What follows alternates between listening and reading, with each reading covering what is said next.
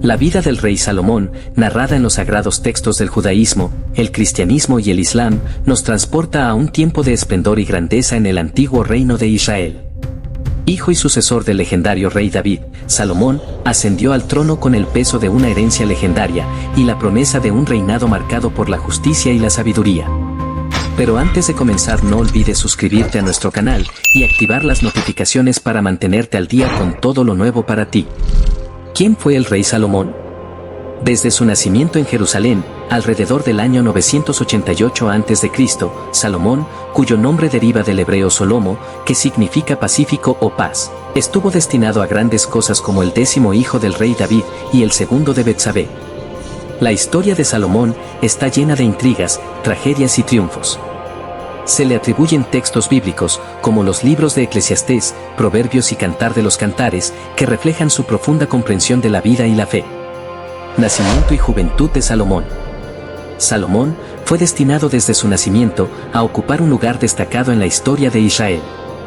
Su ascenso al trono a una edad temprana, entre los 16 y 17 años, tras la muerte de su venerado padre el rey David, el cual fue testimonio de su agudeza política, su sabiduría precoz y su profundo entendimiento de los asuntos del reino. Fue el tercer y último rey de la monarquía unida, es decir, antes de la separación del territorio israelita en los reinos de Judá e Israel. La sucesión de Salomón, intrigas y predestinación. El profeta Natán informó a David que Dios había ordenado la muerte de su primer hijo, como castigo por el pecado del rey, quien había enviado a la muerte a Urías, esposo de Betsabé, para casarse con ella. Después de una semana de oración y ayuno, David supo la noticia de la muerte de su hijo y se casó con Betsabé, quien quedó embarazada de Jedidías, conocido más tarde como Salomón. Adonías, medio hermano de Salomón, quiso usurpar el trono de David, pero Natán el profeta y Betsabé pusieron en aviso a David sobre la usurpación. Dios había predestinado a Salomón como su sucesor, y junto con David, aseguraron su sucesión a favor de Salomón, ungiéndolo como rey, y poniendo fin al complot de Adonías. Instrucciones de David, el legado de sabiduría de un padre. Antes de morir, David instruyó a Salomón para que gobernara con sabiduría, y le encargó guardar los mandamientos de Dios. También le dio instrucciones sobre ciertos hombres que habían obrado mal en su reinado y en la usurpación del trono a Salomón. Estos hombres eran Joab, Simei y Abiatar. Al estar en el trono, lo primero que hizo Salomón fue ejecutar los actos de justicia que su padre le indicó sobre Abiatar, a quien destituye de su cargo de sumo sacerdote, por haber sido cómplice con Adonías, y lo destierra a Anatot. Sobre Joab, general en jefe del ejército de David, a quien da muerte por su traición con Adonías y sus anteriores crímenes, y sobre Simei, por haber maldecido a David, lo encarceló y luego lo mandó a ejecutar por haber violado el encarcelamiento.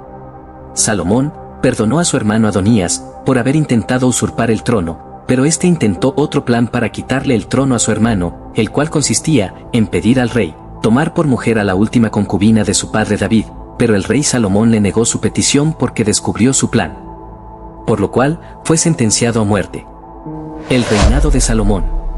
Salomón comenzó a gobernar entre los 18 y 20 años y contó con fieles amigos como Benaía, quien ocupó el puesto de Joab como comandante en jefe del ejército, y Sadoc, quien ocupó el puesto de Abiatar como sumo sacerdote. El sueño de Salomón, sabiduría concedida por Dios. Según el primer libro de Reyes, Salomón hizo un sacrificio a Dios, y éste se le apareció en un sueño, ofreciéndole concederle lo que deseara. Salomón pidió sabiduría para gobernar mejor y guiar a su pueblo, y Dios, complacido con su respuesta, le otorgó una gran sabiduría. La prueba de Salomón y la sabiduría divina. La sabiduría de Salomón se ilustró en una historia en particular que le dio fama entre su pueblo y sus alrededores.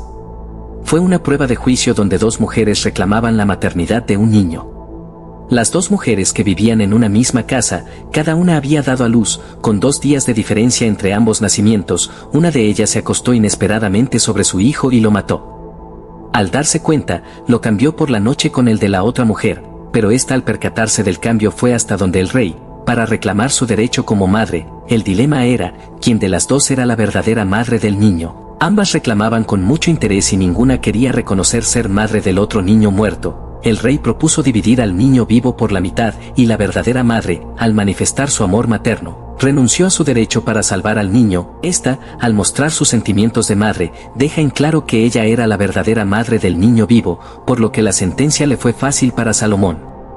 Y así la sabiduría del rey Salomón adquirió reputación entre su pueblo y sus vecinos.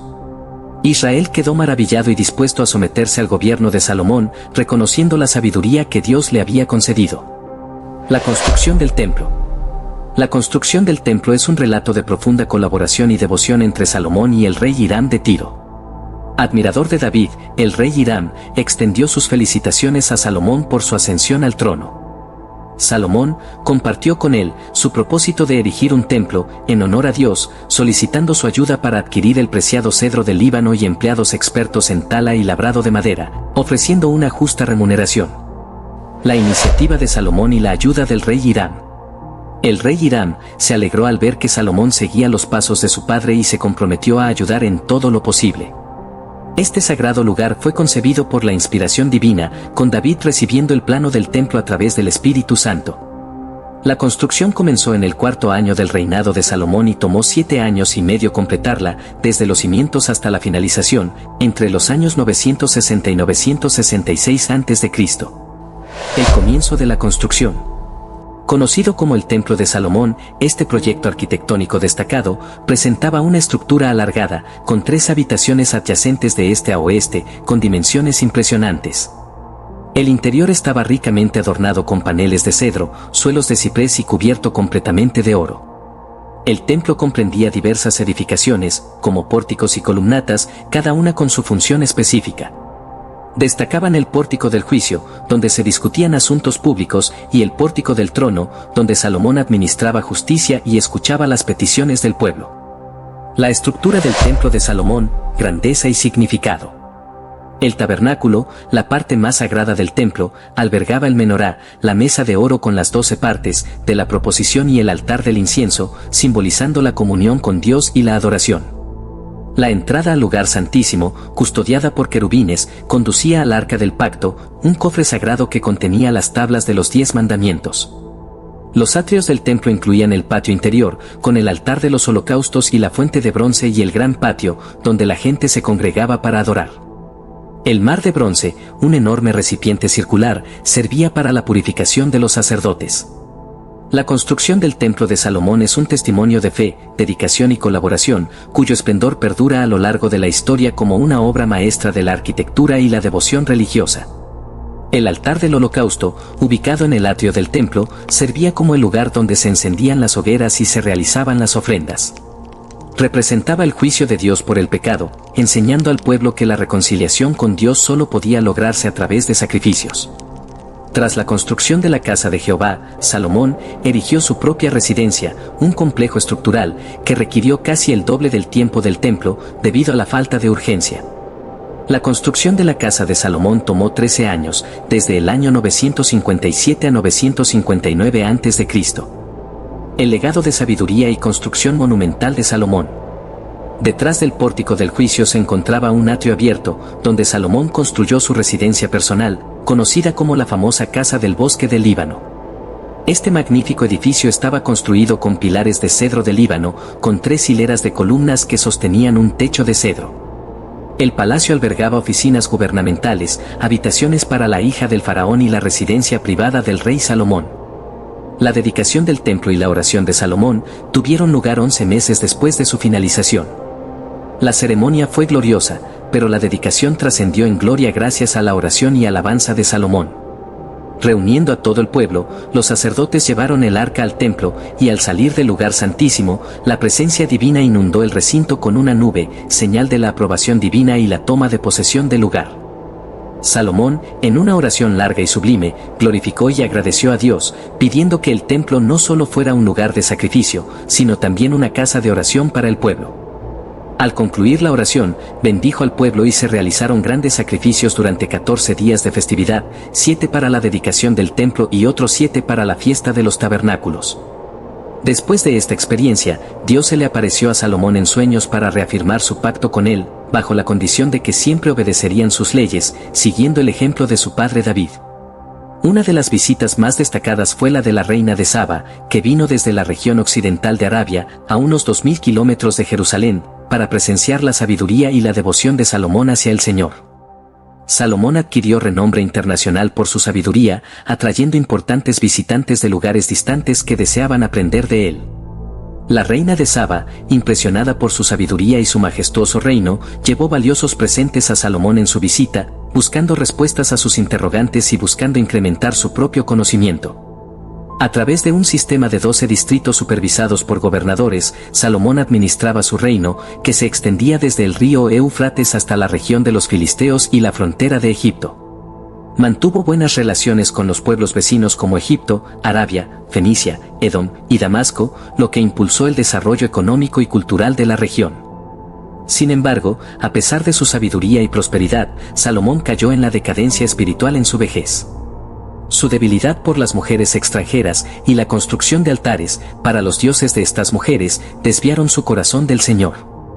El pecado debilitó su sabiduría y su justicia, llevándolo a la desobediencia y a la ira divina. Tras recibir la advertencia de Dios, Salomón se arrepintió, confesó sus pecados y se volvió de nuevo a Dios. Escribió el libro de Eclesiastés como testimonio de su experiencia, advirtiendo a otros contra los peligros de apartarse de Dios. Salomón murió en el año 931 a.C. a los 70 años en Jerusalén, dejando un legado de sabiduría, riqueza y construcciones monumentales.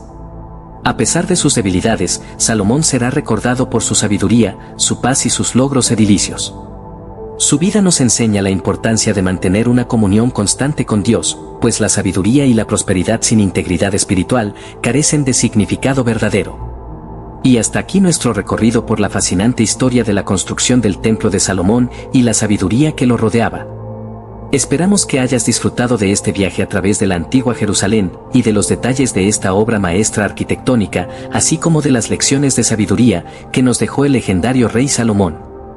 Nos encantaría conocer tu opinión, no olvides dejarnos tus comentarios. Si te ha gustado, asegúrate de darle like, suscribirte y activar las notificaciones para no perderte ninguno de nuestros próximos contenidos.